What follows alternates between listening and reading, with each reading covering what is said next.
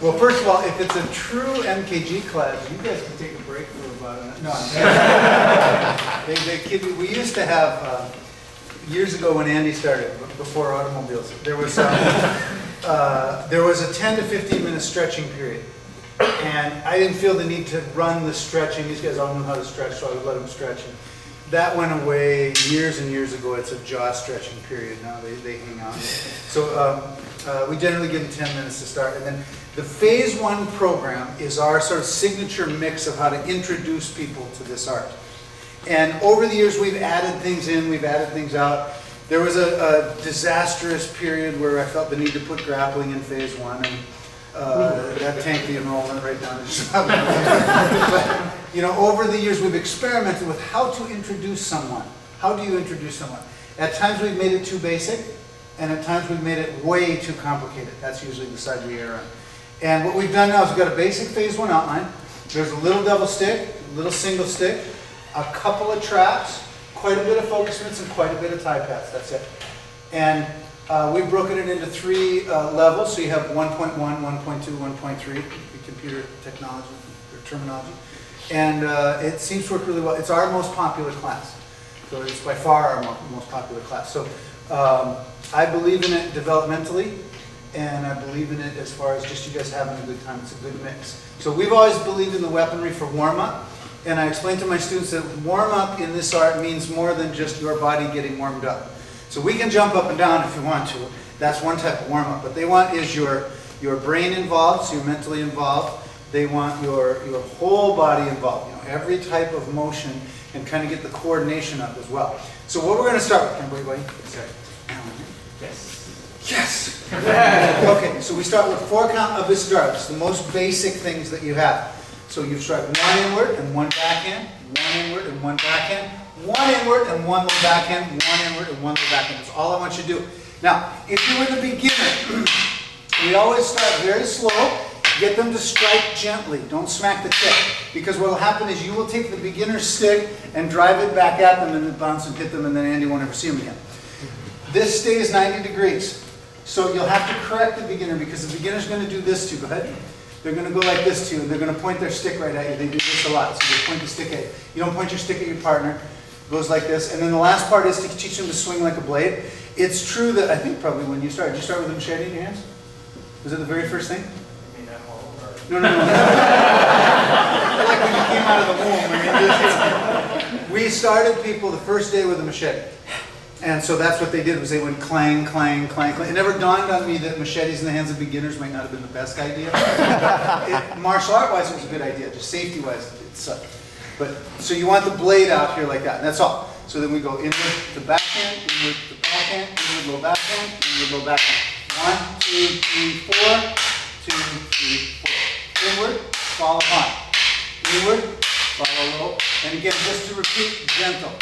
Just go easy. So we're just tapping on like that. 1, 2, 4. So if you find you have a student or a partner in the class that is smacking this too hard like that, just go correct them, just take it easy, okay? Grab your partner, guys. 1 minute round, let's go.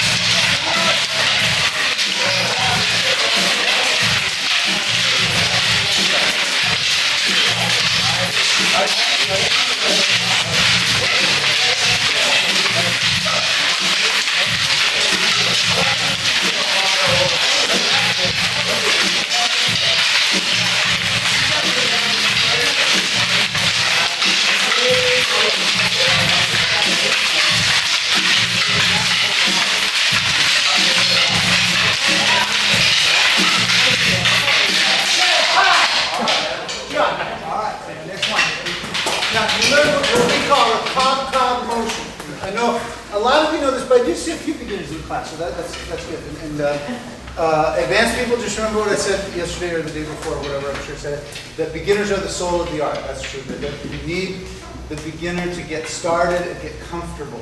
That's the thing. They don't need you to prove how good you are or that they can't hack it or whatever.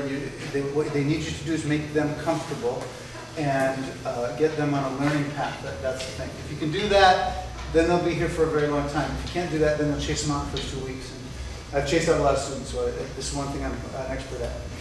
So here we go. You do the first 4, and then this one, that's it, and this one, and this one. Now, you pivot. 1, 2, 3, 4. In with my backhand. In with my backhand. 1, 2, 3, 4. In with my backhand. In with low backhand. 1, 2, 3, 4. Last time through. 4, 1, 2, 3, 4. Too high, too low. So what we've added is a pivot to here and a pivot to here. A low and a low. And then I always give a speech about this is probably the most important thing you'll learn in phase 1. Phase 1 is a mechanical phase. Phase 2 is more about sensitivity. So you're learning these body mechanics to go back and forth, and you'll use it for everything. Those of you who are fairly new, how long you guys been here? 6, 7 months. 7 months? Yeah. So over time, you will use this when you trap, you'll use it when you punch, you'll use it when you kick, you'll use it when you open the door. It doesn't matter. You use it when you do everything, okay? All right, get a new partner, please. Switch around. Introduce yourself. Say, hi, my name is.